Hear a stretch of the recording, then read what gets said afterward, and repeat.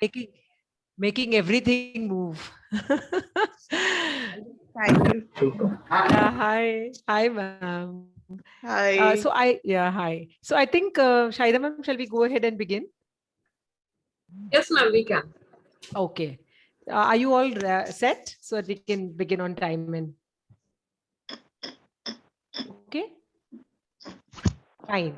So, good evening, everybody. The Institution Innovation Council of Pillai Institute of Management Studies and Research welcomes all of you to this panel discussion on learning from young entrepreneurs, organized in association with AIFMB. We thank Sujata Roy ma'am for this collaboration with AIFMB. This started some years ago and we have done some wonderful programs together. She always tries and gets us some very, very good speakers, and we always have enriching sessions for the students.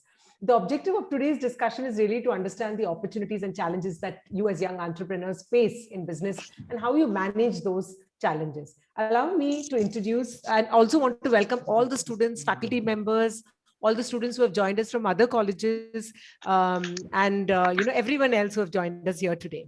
Now, allow me to just quickly introduce our panelists to you. Our first panelist is Payal Gupta. She's a first generation entrepreneur. She co-founded Technotrove Systems with her husband in 2002. The vision of the company really was to create virtual training environments for critical applications. Technotrove is the first Indian company to develop simulation and virtual reality solutions for industrial training across sectors like automotive, aviation, mining, and defense.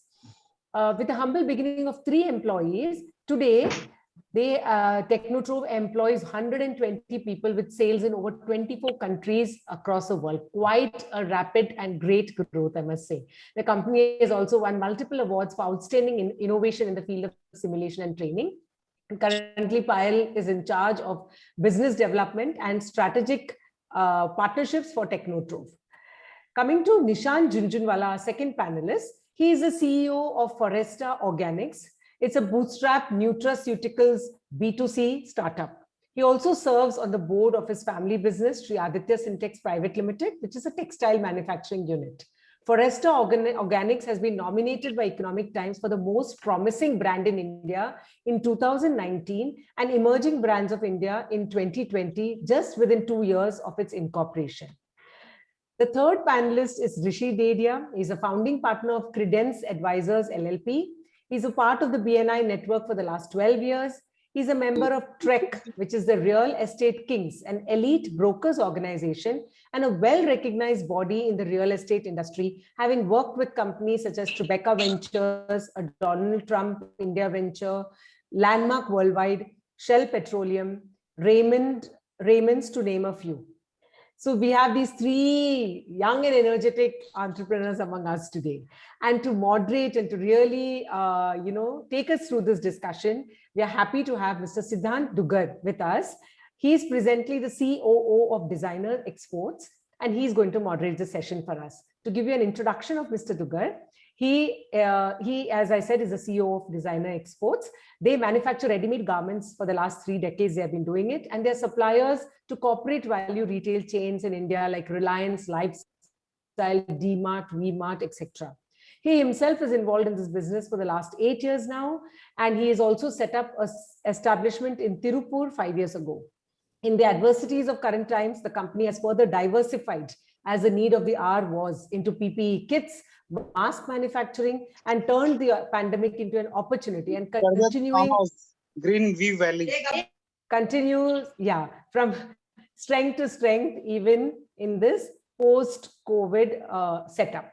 So thank you so much, all of you, for joining us today. And I will just hand over to Siddhant Dugar to take the discussion forward. Thank you so much. Thank you so much, ma'am. I mean, for me, coming back to Pillai is almost like a homecoming because this is the second time I'm doing this. Yes. So I definitely thank the college and AIFMB to be able to put this show up for the students right now in these difficult times. Yes. Talking about difficult times, as ma'am correctly said, this post-COVID, we've all studied in our childhood over BC and AD. I think this is a new BC and AC that we're living in, which is the world before COVID and world after COVID. And I think, during this discussion, we'll be able to take it through and everybody will be able to narrate the story, how they've been able to battle it out and in fact come out strong. But one thing which I can definitely say is that, the one thing which all of us here have done is taken this new COVID situation and have accepted it as the new normal. Because guys, unless you do that, you will not be able to fight with it and come out strong. So on that note, what we'll try and do today is in this entire session, try and run you through the journey of all three great panelists that I have here with me. That is Ms. Payal, Mr. Nishant, and Mr. Rishi. And they can take you through how through their journey they have gained a lot of learnings through their mentors, through their seniors, and on the job, and also the challenges that they faced. So on that note, I would hand over the baton to Mr. Nishant to take it over first. Mr. Nishant, over to you. You're not audible. You'll probably have to Unmute. Hi. Hi, Siddhant. Thank you for giving me this opportunity. Thank you, Dr. Selina, for having me here with your college students. The first and foremost thing that I would like to say to all college students here, because I have recently passed out of college and I've recently had the experience of how is it from the student's point of view. One thing that don't take, when the panelists are talking to you or be it your faculty, don't take them by the word what they're talking. Try and understand what is their motive behind it or what was the idea behind it. What we say here today might not necessarily be applicable to you or your entrepreneurship journey as it is. Entrepreneurship is not about reading a textbook, copying it and pasting it in your scenario. It is about taking learning and understanding how am I supposed to use it. Okay. So that is what defines entrepreneurship, that it is about you and it is not about anyone else. People like us can only give you reference points. So I would like to start by sharing my journey. I come from a family business of textiles. 2 years ago, I had a passion to explore the nutraceutical business because I was myself very keen on understanding the market and understanding product and an emerging industry. I ventured out with one of my college friends, Kirti. She is my co-founder of the business. We two just started this business as a hobby with just 1 lakh rupees. I would really like to say this, like everybody can understand 1 lakh rupee today is not a very big sum of money to start a business with. We both started out, we just started our days with just going here and there randomly to understand what is going about. We have gone to dietitians and sat outside their clinic for 6 hours, 7 hours just to have a 5-minute conversation with them. Okay, we have gone to multiple cities in India just to see what is happening, clueless about what are we doing. But that was part of learning, that was part of understanding what are we doing. And you should never be ashamed of doing something which you feel that it's out of your self-respect. There is nothing called as, being ki main ye nahi karunga, ye mere iske niche hai. Like for that matter, picking up the smallest job in your office when you start is a very good thing because you understand the flow of work, the flow of energy, the flow of vibe from the bottom to top in your organization. So we started by doing very basic things, even packing the orders myself. I would take all the orders list, I would pack them myself. That gave me a learning on understanding that what is the time taken in packing the orders, how can I make it easier ahead, how can I help my employees do it better, how can I make the customers when they're opening this package that experience better. So it's never about feeling ashamed कि यार मैं मेरी company का मालिक हूं, मैं order pack कर रहा हूं. No, that should not be the attitude. The attitude in entrepreneurship be I'll take up every job in this organization has to offer, so that I know what everybody feels in this organization. So we started out 6 months into the business. We were doing a very basic thing, like just figuring out how should our products be packaged. Should we take a plastic bottle? Should we take a black bottle? Should we take a transparent bottle? But we kept on going. We had a lot of word from people that, in this industry, or in 2021, 2018 back then, you cannot survive without a good amount of money. You need to be heavily funded. You need X amount of rupees in order to do a B2C business, a branding business. We started out, we focused ourselves on just creating an excellent product and nothing else. No packaging, no frills, no branding, no brand theme. We just focused on creating an excellent product. 6 months into it, Economic Times recognizes us one of the most promising brands in India. The day Economic Times called us to recognize this, it was a situation where I was just holding my chair. Oh, is this really happening? Oh, am I getting this call really? I asked them to send me an email because I was in my mind that, this is some kind of a prank call happening to me. I checked their email that has it come from Economic Times domain? Is it a legit email? I called few of my people working at Economic Times that, am I really nominated in this? Because I'm sitting with brands like Nykaa, Pepperfry, MRF, brands who have really nailed their game, their industry. We attended that event. It was quite a prestigious event. People there started recognizing us, and most of the people around us were quite shocked to see us there. People even around us, our families, our friends, they were also quite shocked कि यार ये मजाक में यहाँ तक आ गए. Like we were not expecting you to even get this going for 2 years, and here in a year you are sitting at a very prestigious event calling yourself one of the most promising brands in India. We came back after that event and something shook us. Me and my partner, we were like, okay, this is something that we are doing something right. We are not completely making fool out of us. We are doing something right, that people are recognizing us. So that is when we decided that we will do one thing extra for our organization every single day. So let's first say that next day we came in and we decided we will improve our packaging in some manner. We will take references. We'll scroll through Pinterest all night. We will scroll through Instagram every weekend, and we will try to improve our packaging. So now comes the point that most of the students will think about, that money is required to do everything. That might be partially true, but I will tell you with my experience that's completely false. You don't need money to build a good business. You don't need money. I'm saying this again. You don't need money to build a very good business. You need a good spirit to build a good business. You need dedication and hard work to build a good business.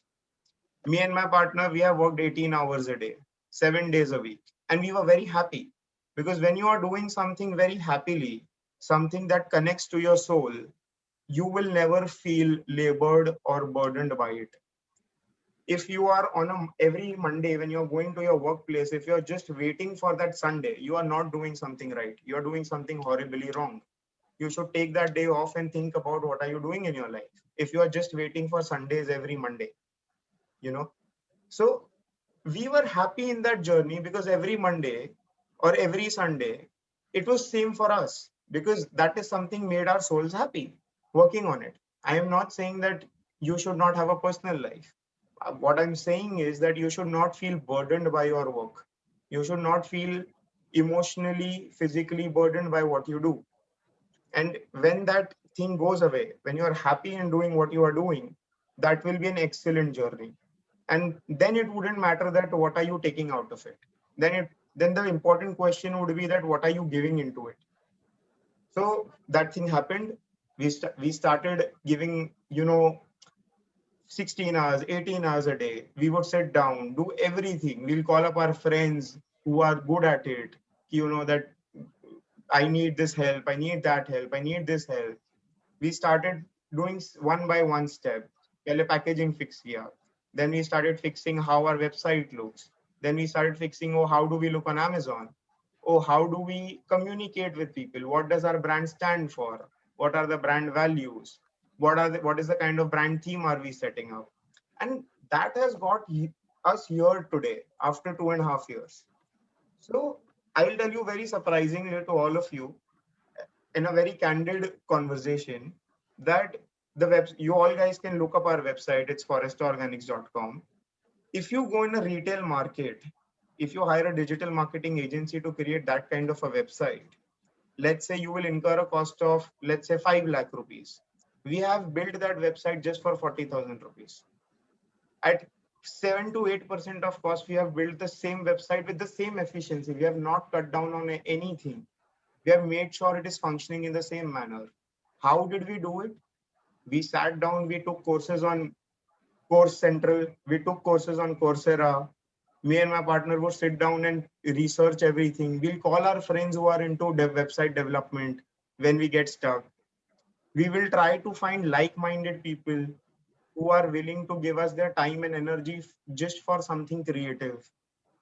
So whenever you come across in an entrepreneurship journey, if somebody says you that you need X amount of money to do something good in your life or to do a good business, I would recommend you just leave that idea. You don't need money to be a good entrepreneur. That is what my belief is in my journey. All you need is, that thing of putting yourself into it कि अब देखेंगे जो करना है मुझे इसी में करना है. Or I want to build my life across this. And we all have classically seen in past 2 or 3 years, billionaires of India coming down to zero. We have seen a famous billionaire standing in the court and saying, I have nothing to give. Why does that happen? Or why did he fall if he had so much money? Because in the end, entrepreneurship is not about how much money do you have. It is about how much money are you willing to build. And I think Rishi, Payal, Siddhant, everybody here with me, they'll agree that in the end, it's never about money. I heard the introduction where Selina ma'am says Payal had started with 3 employees. And today there are 120 people in 24 countries. Because entrepreneurship is always about that humble beginning. It is never about a boss who walks into the office and says, I want this done by evening. It is always about me walking in an office saying, okay, I'll get this done by evening. Whoever is willing to come and help me, please, you are welcome.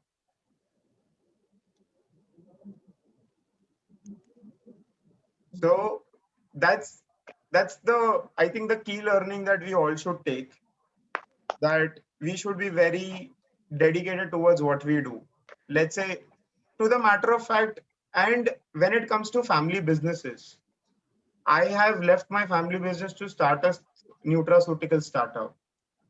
But I would still say that if you have a family business, please go there.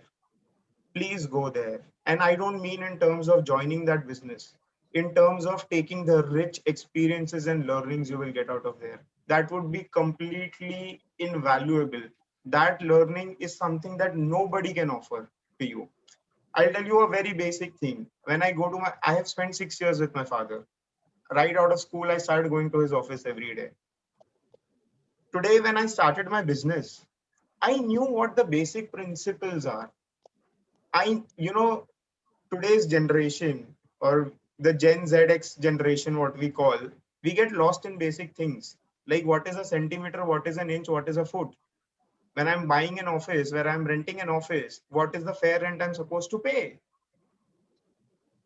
Like basic things. How am I supposed to calculate the fixed cost my office will incur when I'm just starting about it? Is it a good decision to go to a co-working space or to rent an office or just to work from home? The experiences I had in my family business helped me to start a new business because I knew the basics of entrepreneurship. I knew what are the basic things that I have to keep in my mind.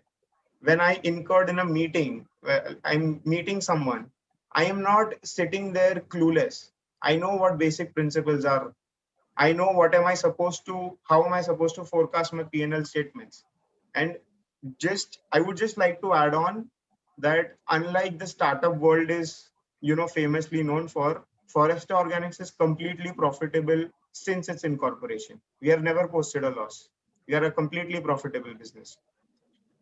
And it is because that me and my co-founder, we have spent time on building the foundation right. And now in future, it will be just about scaling that foundation and not about fixing my foundation. My father used to always say that if there is a 40-story building, if the foundation is right, everything is good. But if your foundation is not correct, adding more floors wouldn't make sense because one day it will come down crashing. So that is the basis of anything you do in your life. Build a strong foundation. And if you want to build a strong foundation, you yourself have to go and make sure it is done correctly and not try to be the boss. Right. Thank you so much, Nishant. It was definitely enlightful, I would say. And in fact, maybe today I'm the moderator, but even then, every time there is any webinar that I'm attending or giving, either ways, I always have my notepad next to me, because even I keep learning and understanding concepts when I'm sitting with, panelists as y'all. So, talking about all that you said right now, I think there was such a lot you covered. And I would really be glad if students also taking note of this, because normally, with these webinars, we on one end have become trained RJs, I would say, more than businessmen, with nobody to see on the screens. And the students on the other end, at times, we can understand it's a late afternoon, so might be dozing off after lunch, So just if you can, guys, get your notepads out and really note these down, because you won't be remembering things after the webinar is over. So the key takeaways, from what Mr. Nishant said, there was quite a bit, but I will try and give you the main pointer that he's pointed out, where starting point, as he said, the intention or the motive, I would probably take it an extra mile and tell you that, especially in the time that we are, one thing which is very, very important is the positive intent. But with that, what is also more important is to act upon it immediately. Just to give you an example, Serena ma'am was great enough to tell in the beginning of the session that, from garment manufacturers, we became PPE manufacturers. But was it just a shift in a jiffy? Did I not have to do anything? Naturally, there was a huge change. From going with, the corporate attire to the Reliance and the lifestyle offices, from that wearing kurtas and slippers and going to government offices, there was quite a change. But, as businessmen, I think we've coined a really fancy word, businessmen, but at the end of the day, we are nothing but opportunists. And opportunists who know how to get what they want to get. That's precisely what any businessman or aspiring businessman is. Because even an aspiring businessman, at the end of the day, has a target and knows what to work and how to get there. And to further add on to what Nishant said, guys, whatever business you're in, whether it's Rishi, whether it's Payal, whether it's Nishant, I think one thing we'll all agree to, that is the only religion of a businessman should be earning profits. That is the only religion that a businessman should follow. The reason why I said that, okay, I might be sounding crude, but the reason why I say that is, guys, we all, have this fancy idea of socialism, so to say, where, we want to go out and do good to the society, etc., etc. But know it for a fact, if you're not at a decisive position, if people are not there to hear you out, no matter how much you shout, you're not going to bring any change, any impact into the world anywhere. So if you want to bring a change, if you want to contribute, you first need to reach up to that level. And the only way as a businessman you can do that is by contributing to the economy, contributing to yourself, contributing to your employees. Just a fun fact, guys.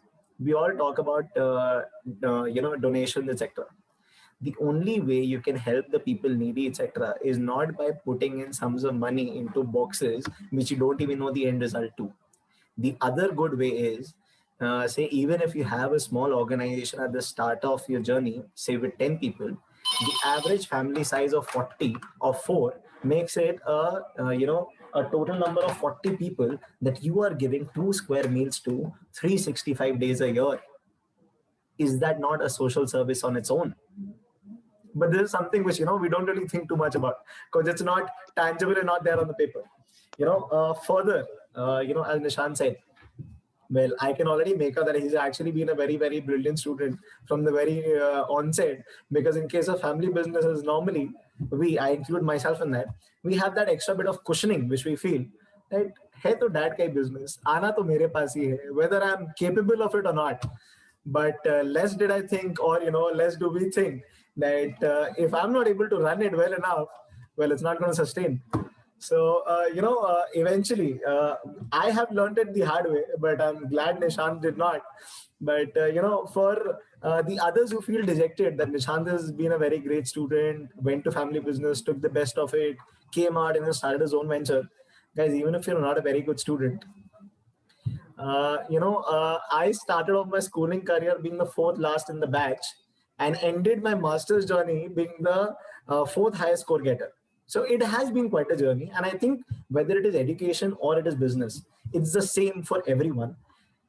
Life is never a stagnant road, For a businessman, it is always a roller coaster going up and down, up and down, up and down. The only thing which we really know how to do well is adjust and acclimatize ourselves. And hence, I would say, in India, we have a taboo word. I don't know if it's a taboo or not, which is jugaad. Well, all management gurus would definitely tell you it's a taboo word. But, the principle behind it is basically to give the solution which you require in the fastest, easiest, and most economical way. So our Indian brains are actually tuned to that. Any problem you give it to any person, it might not be orthodox, it might not be the best solution, but it will indeed be a solution. With this kind of a mindset, I think if we can add up the kind of hard work that, Nishant has also said, that initially not to have any air about yourself or about your background and to be humbly starting off. And I'm sure you'll be coming through the same with Ms. Payal's talk as well. So I think, if we have that positive mindset, I'm repeating this again, along with the immediate action on it, we will absolutely be on board, guys. And right now, I would say for everybody who comes up to you and tells you, I'll take a liberty with speaking Hindi. Business की band बजी हुई है, पैसे आ नहीं रहे हैं, माल जा नहीं रहा है, क्या करे, क्या नहीं करे. Guys, complete nonsense. I'll tell you why, okay? Because if that were true, we wouldn't be sitting here and bragging about people to join businesses. Naturally, we aren't envious enough for you all to join and fall yet again. The reason why we're here are because we were able to capitulate, even in the COVID times, the opportunities which were hanging. Yes, one thing has certainly changed. In a country like India, earlier business opportunities were like those low-hanging fruits. Just get your hand slightly high and you've grabbed it. Now the fruits have gone slightly higher. That's the only difference that has been there. I'm sure you'll be able to glide through the same. I hand it over to you, Ms. Payal Gupta, to take the students through this journey. Thank you. Thanks, Siddhant. Thanks, Pillay Institute and AIFMB for this opportunity. It's so great. And, I'm so excited to be here with all of you today, the students and the panelists. Nishant, I really enjoyed your story, your journey of success from, the beginning to now, and you've just begun. You have a long way to go. Good luck to that. But there is a lot that I could correlate to. I'm sure even Siddhant could, of working long hours and, getting it done no matter what, sleeping in offices. I think we've all done it. So as I was growing up in my school, when teachers would ask us in class that, what is it that you want to be when you grow up? And somebody would say engineer or doctor or, those typical, the common words, the most catching words, the most fancy ones. And I had in my mind, I said, I want to be a businesswoman. And it's crazy for a 12-year-old to think like that with that kind of clarity and commitment, of how someone at that age is so clear that they want to be a businesswoman. I don't know, I caught on to that. And now when I look back, I feel it has a lot to do with how I grew up. I belong to a family business where my father started as an entrepreneur too. He started trading in plastics and, as a small entrepreneur, and then he moved on his journey to recycling plastic. And today he recycles more than 100 million kgs of engineering plastic that can fill up maybe 100 Olympic size pools. So his journey was humble too, and but he did reach his destination. And I see something common between all the entrepreneurs here. So, like I said, that the ecosystem in the family, in when you're growing up, also plays a very, very important role for an entrepreneur, for someone who wants to be an entrepreneur. Our dinner table discussions or our chai pe charcha was not, about anything else or any family gossip. It was about businesses, about how the day went, how businesses are failing, succeeding. Failures were more important than the successes because there was so much to learn from them. It revolved around watching news or evaluating simple hidden uses or what opportunity lies in what is written here. If like in a COVID situation, if this is a situation, what do you think are the opportunities that would open up, if we were a child at this point of time? So also even maybe managing our finances in a small way, our pocket money. So there was a lot of learning in our everyday life that eventually helped me build myself as an entrepreneur. I'm sure all of the young, chaps sitting here also have had these conversations, these moments, these trigger points where when they deep down inside feel that they want to be a entrepreneur or a business person and start their own business. These are the situations that they will remember. So I was totally inspired to start something of my own. I knew that I needed the skills to learn. You may not be a good student, but you still need the skills. The attitude was there, the passion and the drive was there, but the skills were needed. So I completed my graduation in commerce, and I went on to do my business management to get those skills. One fine day, when we were on an international trip, so business people, families do this. They always mix leisure and work together because they don't leave dhanda anywhere. So even if you're out on a vacation, you're mixing it with work, saying, when you're going here, kuch to kar lete hain. So we did the same. My husband and I visited on a leisure trip an exhibition. That was my aha moment. This was a defense exhibition where, because our family business, my husband's family business is from the defense background. And when I saw there, I saw an actual life-size aircraft replicated into a simulated environment. And I was like, why do we need such a big replica of an aircraft when we have actual aircrafts to fly? So, when people can learn on actual aircrafts, why is this created? And it had motions, it had big screens, it was so fancy, it was mind-boggling. And when I spoke more to the person at the booth, and they said, see, this is virtual reality. We have simulated the aircraft so that pilots can learn to fly. And I said, why do you need something like that? He said, because this is so much more cheaper. It is so much more safer. And the pilots can repeatedly get trained on this environment, in a simulated environment, or even in difficult situations that is not possible to create in real life.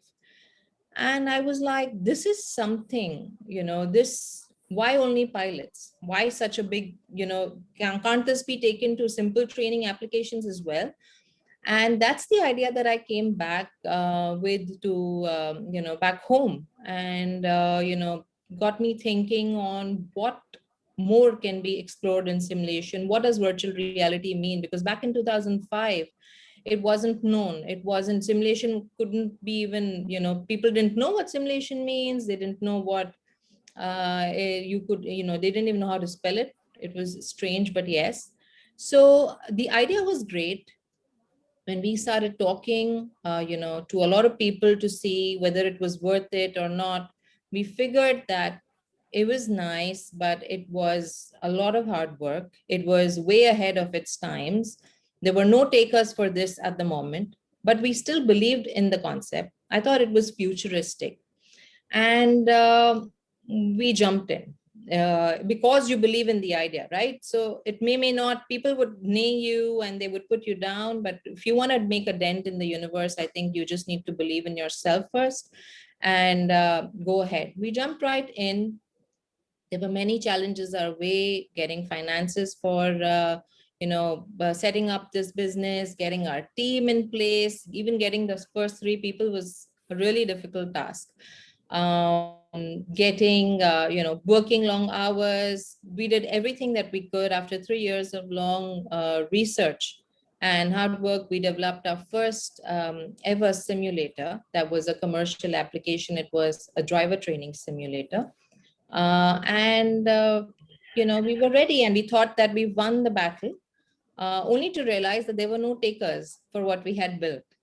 No takers in India. We said, okay, agar India nahi kharidega, to koi aur kharidega. So, but we had to sell. We had burnt our ships. We had put all our money in, borrowed, big borrowed steel, did everything. And we had to return that back. And we kept our perseverance. We, found our first order outside of India. So that was the outside in approach. We said, if an international company buys this, then India will definitely follow. And that is exactly what happened. We first sold to Indonesia. And then with that money, we could, we slowly got a breather, started working again. And then there was no looking back.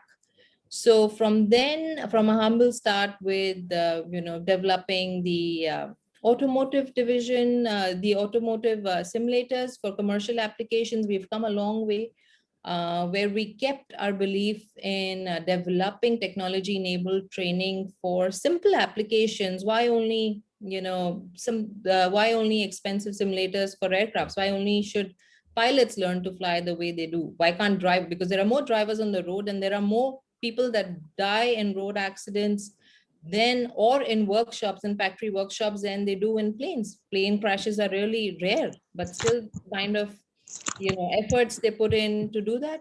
We thought that there is a long, there is a good opportunity here, and we were correct. It was a lot of concept selling, but now if you see, the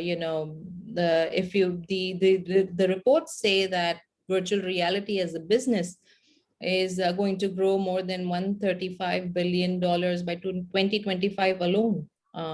It is already in the areas of $68 billion. Sorry. And it has grown so quickly because there is a need, there is a value that it creates. So what I'm trying to get is that when we are beginning or to find an idea, we need to find an idea that solves real problems. It's very important that our idea is solving a real problem. The bigger the problem is, the better your business will get. So the bigger the problem you're solving, the better your business gets. Find a niche for yourself. As an entrepreneur, you need to remember 3 things, PhD, which I think even Nishant covered when he was saying that passion for what you want to do, hunger for learning, constantly learning. Siddhant said he's making notes even now. I do the same. I have made my notes from what I learned from, Nishant and Siddhant. So hunger to learn from your mistakes, learn from others. That's something that you need. And desire, dedication, and perseverance to reach your goal, no matter what, because that's the only thing that can get you to the end. You have to hang on there. It may be COVID, may not be COVID. You just need to hang on there because, when people say, oh, I think that person got lucky. Mera luck nahi chala business. Mein luck jaisa kuch nahi hota hai. Luck is when, preparation meets an opportunity. When you're fully prepared and an opportunity comes your way, you get lucky. So if you want to get lucky, prepare yourself and, you'll get lucky as well. When an opportunity, you need to be an opportunist. You need to find any and every opportunity that can give you that first chance or the first move or even any move. I think we're an opportunist even now. We're not here to do social service. We are doing social service, like Siddhant said, by giving jobs. But that's not how I'm going to take it. I think it's more about being passionate and believing in your idea, even though others don't believe it, because you can think through. You can think through the end. You need to be futuristic. You need to think through. You need to have an open mind, listen to others, and plan your actions. Keeps changing your strategies till you reach your goal, because the end motive is to reach your goal. You must have a goal and you have to reach your goal no matter what. Last but not the least, I would also like to reaffirm on what Nishant said, that if you have a family business, use it as a launch pad, because there's nothing better than, to create a launch pad, it takes 5 to 8 years. So if there is a business in place, every business can do well. The trees, the low hanging fruits have got higher. Maybe the trees have changed and moved a bit, but they're definitely there. When you have the perseverance, I feel it's like a blue sky. There is low tons of opportunity. There is so much work to do. And, so be inspired, meet inspiring people and get on with your journey. Thank you so much. I think you made the work easier and difficult for me at the same time, because I genuinely have nothing much to sum up, because you summed it up so beautifully. But nonetheless, I think the way there is a massive difference in the way we, even as panelists today, see the place where we are and see our journey compared to where we would have seen the journey from the starting point. Today we have the road map in front of us as to how things have been. But sitting then, where I believe our friends today are, I don't think things have been that smooth for all of us. Certainly not for me. So, coming from that kind of a background, I would definitely want to further bolster upon and add on to what, Ms. Pailas again said. When both the panelists here have repeatedly said about family business and the strength of it, well, guys, it is great if you have that kind of a backing. If not, doesn't matter. I'll tell you why. In case of a family business, well, the terminology definitely is that of a family business, but what you are getting, what helps you, as she correctly says, as a launch pad, is the immense amount of experience that those mentors bring on board with you. So, with that kind of an experienced mentor, if you have one in your family, well and fine. Otherwise, guys, we, in the kind of institutions we are blessed to have the faculties that we do. With your college having Dr. Selina Jo, we've been lucky with Sujata ma'am and her colleagues. So, these people, these are actually assets in your life. So the moment you catch hold of somebody who is knowledgeable, who has the knowledge and wants to share it with you, grasp that opportunity, guys.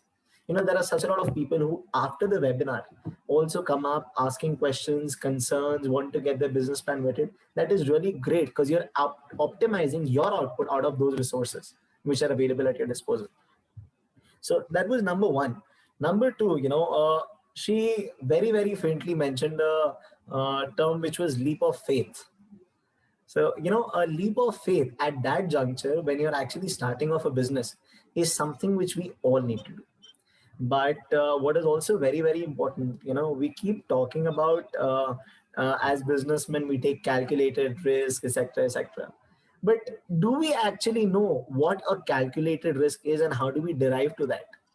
So the only way I'd say, the only way you can derive onto that is by a business plan. And in case of a business plan, guys, I would like to take this opportunity and get some myths out of the head of everyone here. Whenever we talk about a business plan, we talk about huge innovations, scientific innovation and something which is absolutely baked through. But that's not always the case, because if you would see the most new businesses which come up with the kind of market and the industries and the exposure that we have, you can't be having innovative products every day. But yes, what you can definitely be having is, as she yet again correctly says, is to pen down on what is the problem that you're trying to solve. Because only once you do that, will you be able to come up with a product or a service which is going to be having a market on its own. Because otherwise, whenever we talk about having a business plan, we talk about the viability. Viability is nothing but, just getting to know if the product that we're talking about, the market that we're talking about, whether it's going to do well or not. So if you're coming and working backwards from the front of what problem exists in that industry today, and if you're tapping that, you automatically have the major vital questions already answered. So whenever you're defining the product or the service of which industry you want to get into, definitely do the need analysis or rather the problem solving mechanism. Number one. And secondly, early on, I'm sure things could be difficult at times, not knowing what to do, what not to do, a lot of options, a lot of people saying a lot of things. But one thing which I would urge all of y'all to do is have that self-belief, have that confidence, which was well demonstrated by Ms. Payal as well as Nishant. That, despite all the odds, they had that conviction that we can see this through.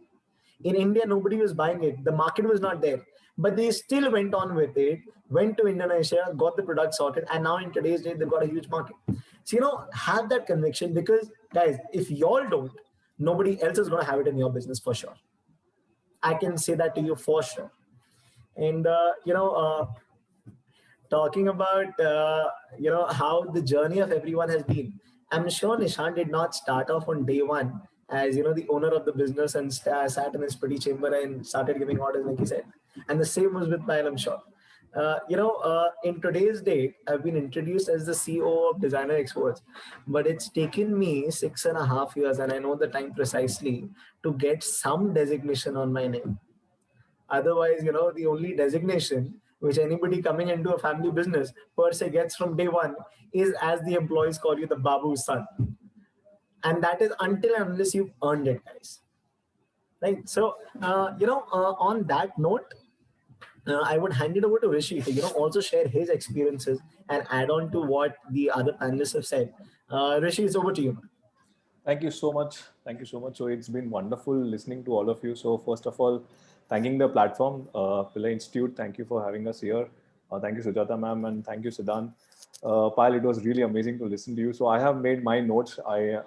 Fortunately, I'm in front of a laptop, so I can actually just type it down. So Nishant, I really believe in one thing. Yes, do one new thing every day to add value. That's an incremental stuff which you do every day, and it will result, amazing impact. So amazing that input. Siddhant, Jugaad. That word is something that's, I agree, it's misused, but yeah, the idea behind that is to find a way, not leave things halfway. And Payal, I love the word that you use, dhanda. That's something in all our Indians' blood. Trust me, guys, I'm making this statement. We Indians are blessed because each and everyone across the globe, we have the biggest FMBs that are running today. And be it small, be it large, every company, every conglomerate, a lot of conglomerates were started by just two people.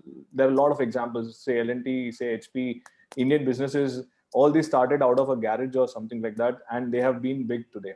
So, one thing that I loved about Payal's thing was that moment of realization and inspiration. That's something that you always hold on to, and that's something that always brings you out of your opportunities. So I'll just come to what I do. So I come from a very basic industry of that is roti, kapda, and makan. Makan lidding, I'm just elaborating a little more. That's I do a lot of commercial real estate. So we do industrial land, warehousing, office space, and retail outlets. So just to share a little more about me, I'm a B Telecom and was with Infosys for a very brief period of 4 months. Realized that coding was not my cup of tea. Just because, coding was boring. That was for me.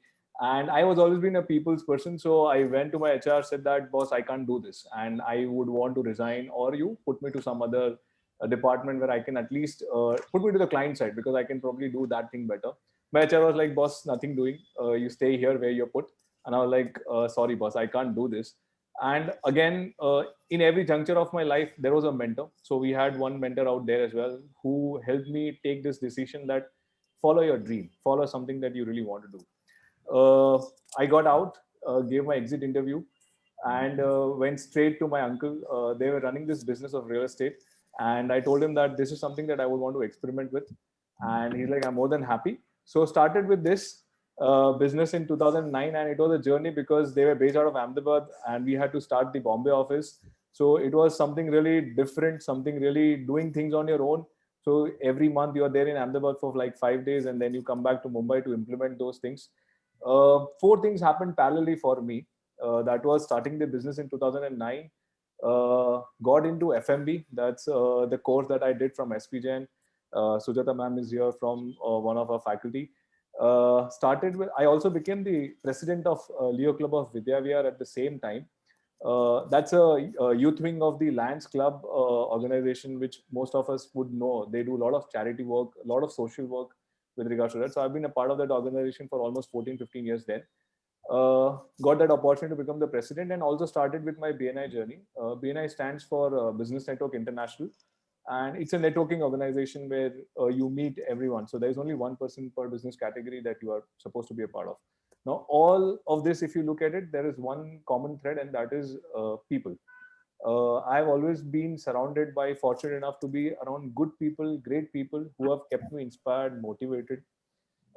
Journey started with that. And I believe in two things: that you are always at the right place at the right time. That's something that I always live by, that all that happens for best. So please forget all of your regrets in your life that, "Arey yaar, ye kar liya hota to, kabhi ye pad liya hota to." Boss, every damn thing in your life is happening for some or the odd reasons that is happening. If you can just understand it, and if you can just take care of it, and you can just learn from it, that's the biggest takeaway that you will have in your lives. One sec, I think my videos just got frozen. Right. So I think there's a bit of a network glitch. All right, I think I'm back again. Sorry. So being at the right place at the right time was something that I believe in, and that's what your destiny is. So if you are here today, your faculty is here today, and if this organization, this session has been meant for you, that is why you're here. And the best thing that you can do is be in the moment. Take the best out of what you can do. That's what I was doing. You can't do business if you don't want to get dirty. So that's what I feel. If you don't want to get your hands dirty, please don't be in business. Because as an entrepreneur, if you don't know your stuff well, you'll be thrown out very easily. So what Siddhant said, what Payal said, getting dirty is not getting dirty in other ways, but you need to be hands-on. And these guys are hands-on. So just to tell about when we got into business, first year we filed the nil balance sheet. So I wasn't fortunate enough with like Nishant or Payal or Siddhant to have a good business. I mean, I think Payal would be able to relate to me filing a nil balance sheet for the first year and not getting through. So yeah, we filed that, and that was an experience. For one entire year, you go to clients, you ask them that, "Boss, I can do this." I'm really sorry, but I think we're really, really short of time. So if you can kindly wind up so that we can open it up for the Q&As as well. Sure. 1 minute. That will be what I'll just take further. I believe in learning from movies, and Kung Fu Panda has been one of my biggest things. So that one statement I would want to say, that you can't do anything about your past, but you can definitely create your future. Don't worry from the fear of rejection. Don't let that scare you. Reach out. There is always help on the table. You just have to reach out. And last thing, if you can't help yourself, help someone else around, because there will be help that will be coming to you. That's it, Siddhant. I'll hand it over to you. Thank you so much. I think those are really, really powerful words. Guys, everybody, if there is any question that you all want to post up, you can definitely put it on the chat box. I'll try and get all the panelists to revert on the same. And while that happens, I would definitely want to say something, while we're on this chat today. Guys, if, Nishant, from having a family business background, can leave that extra bit of cushion and start his own business, anything and everything is possible. If Payal today can be working on a product which did not have any market in India and still perceive with it and get her market through, anything and everything is possible. If Rishi, with his go-getting attitude, can be working on his business and be making big out of it, anything and everything is possible. And if today a person who used to fail in school can do well in his business and be called the CEO and be amongst you as a panelist, anything and everything is possible in life and in business. On this note, Dr. Selina Jo, I think it's back to you. If there's any questions, me as well as the panelists will be more than happy to take it. Thank you so much. Sorry, Rishi. I think maybe you had a little less time. It's just that the students are also doing their internships and all that. So and doing various things. So we have taken off this 1 hour from them. I just wanted to maybe just ask, we don't have any questions on the chat box, and I think you covered everything that could be spoken about entrepreneurship. It was just, whether it was, each of your stories were very inspiring.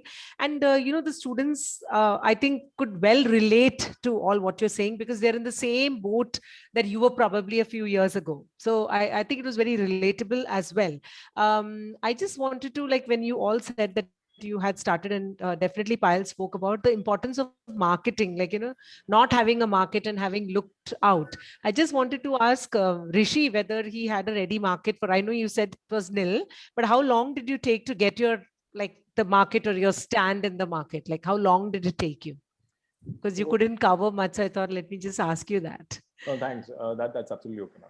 So it took us 1 year, honestly, 1 year, 1 month to get our first order in the kitty. And we were lucky enough to work with them, and we are still working with them. So that's one thing that we learned was, at times you need to create your own market. So we were in the Red Ocean vicinity, where a lot of brokers are there and people don't value us. But right now we are competing with all the international property consultants, and we are bagging assignments, and we are competing them royally. I mean, we are giving them tough competition to get the assignments.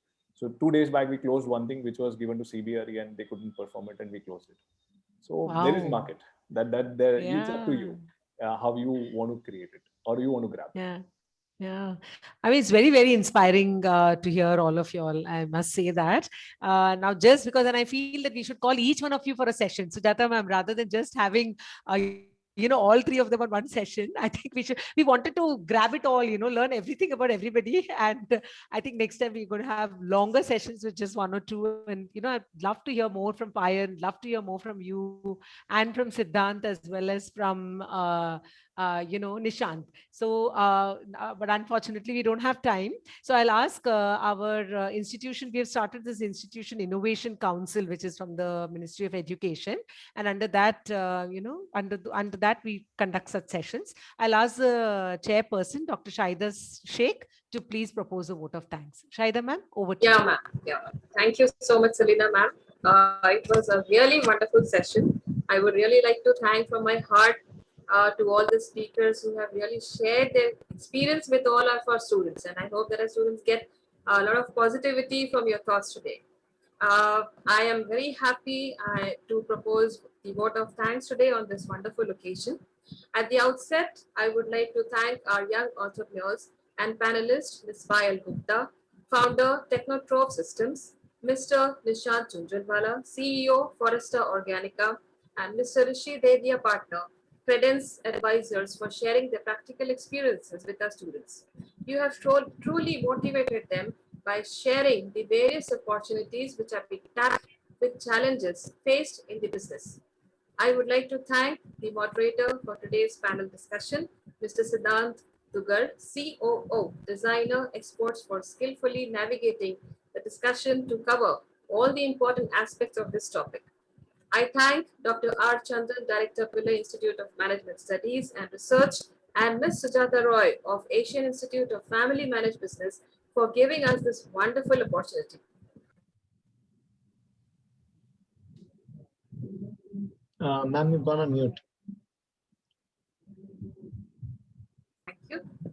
I would also like to thank the members of PIMSEL's Institution Innovation Council for organizing this session, and all the faculty members of PIMSEL and for their unstinting support and cooperation. Last but definitely not the least, I would like to say a big thank you to all the faculty and students who have attended this session today. It was truly an enriching experience for all of us. Thank you all once again, and have a wonderful evening. Thank you all. Thank you. Thank you so much, Siddhant, Payal, Rishi, and Sujata ma'am and Nishant. We'll definitely keep in touch and, have longer sessions with all of you. Thank you so much. Bye-bye. Thank you. Thank you so much. Yeah, bye.